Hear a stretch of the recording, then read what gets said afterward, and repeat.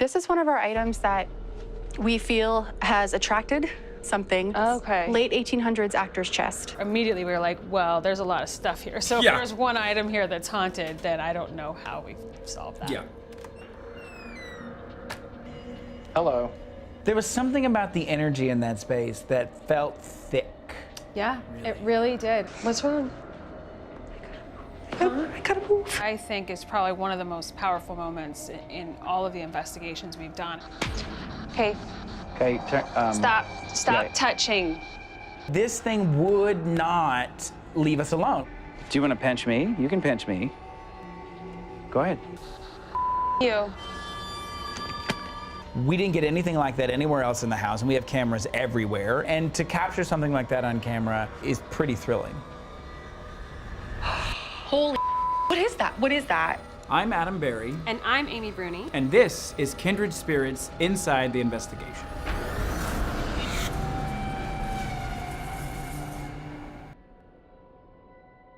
This case is at the May Stringer House in Brooksville, Florida, and this is probably one of my favorite cases we did this season. Yeah.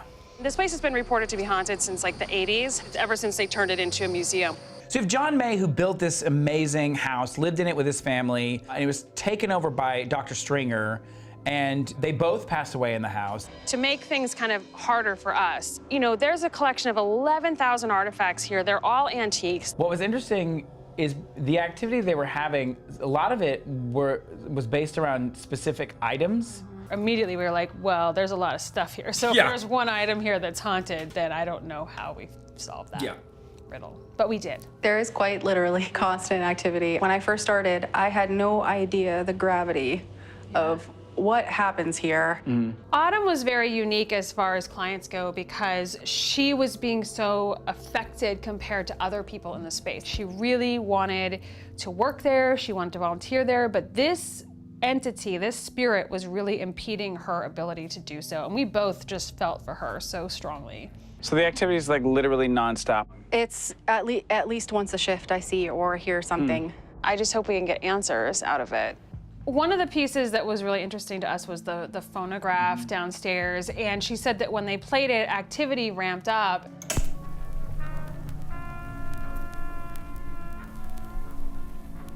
You could feel the vibe change in that whole place, and I don't know if it was just because the music was super creepy, or if it was actually doing something or making something react. I think we both were like, oh, okay, there it is. Something's weird. I will not go in the attic alone. Should we go there? Autumn had a big problem with the attic, and you know, it just felt very different up there. I think you even mentioned during it. There was something about the energy in that space that felt thick. Yeah, it really did. This is one of our items that we feel has attracted in something. Okay. Late 1800s actor's chest. There wasn't a lot of identifying information on the chest. We don't know really what was in there at any one point. Like, we Dead don't bodies. know. I mean, we don't want to say dead bodies, but it's probably dead bodies. So this is kind of a new place to bring you to. It is. Yeah. Because there were so many artifacts in this space, we were really counting on Chip to kind of sniff out where we needed to go. Yeah. You know, it was like, all right, we're at square one. We're not quite sure, like, who's here, why they're here, if they're attached to one of these many things in the house. So hopefully Chip can like get a read. Hello. The space that Chip really was drawn to was that attic. Like, he had that moment where he went in there and was like, oh, there's something very different. You know, when he's on it, he's on it.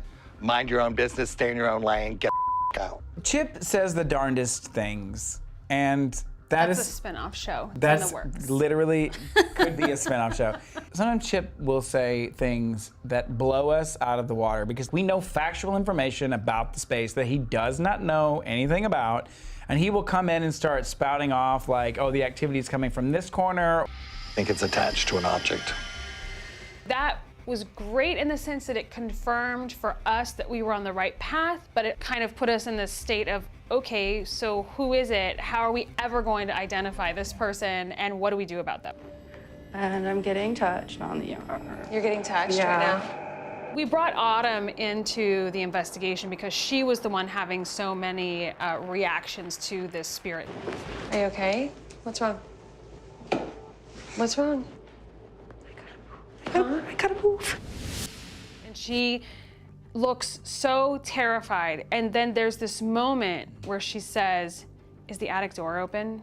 She had no idea, but she could feel that it was open. And Adam went up to check and he was like, "Yeah, it's open." So she knew that that door was open and that whatever was in that attic had gotten out and had touched her, which I think is probably one of the most powerful moments in all of the investigations we've done. You need to back away for a second. You can't pinch her anymore, okay? You're gonna have to leave her alone.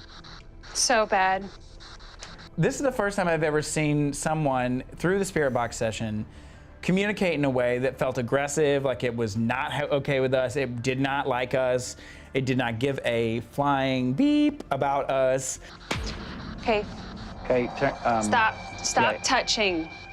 And you can even see Amy's like, "Don't, you are not allowed to touch me." Like she is setting her boundaries. Yes, of course. But this thing would not leave us alone. And there's this sort of standoff that happens. Do you want to pinch me? You can pinch me. Go ahead. What's that animal that like fluffs its tail feathers? What's turkey? A peacock? A turkey? I don't know. You like make yourself big. I don't know. You're just trying to present yourself like with authority. You. We always say this, if you're a jerk in real life, what's to say you're not a jerk when you're dead? We also try not to make assumptions, because we sometimes we're like, okay, yes, this person is very aggressively trying to get our attention, but is that for a reason? Like, are they frantic? Because sometimes frantic activity can be mistaken for aggressive activity. It's like freaking out because we moved it. One of the ways that we try to figure out if an object is haunted is we move it and see if the activity that's being experienced around it goes with it. Do we try the spirit box in here? Yeah, we definitely should. If the spirit box is the same as what it was upstairs, clearly it's the trunk. So again, I'm sitting next to this trunk and I'm blindfolded and I start getting kind of messed with. I could feel like something was there and trying to make me feel uncomfortable. You guys, it's really freaky in here right now. Oh God. Believe it or not, I was very excited because it was like, okay, we are confirming right now that whatever this is, whoever this is, they are somehow attached to this item. And that was a big breakthrough for us. Holy, what is that? What is that? So we capture what appears to be something creeping toward the trunk on the DVR camera, and we didn't get anything like that anywhere else in the house, and we have cameras everywhere, and that's exciting for us. It was just one piece of the puzzle that came together with all of these other pieces, and to capture something like that on camera is pretty thrilling. They don't want to tell us why they're here, who they are.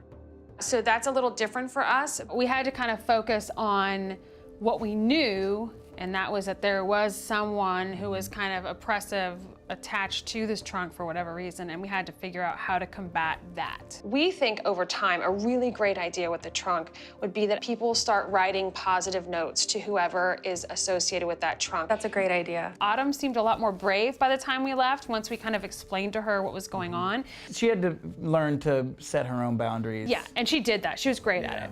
Yeah, and she went in the attic and was like, "Oh, feels completely different." Bam. Thank you. Good to meet you. I loved her. I'm just so happy it worked out. That was a really cool case.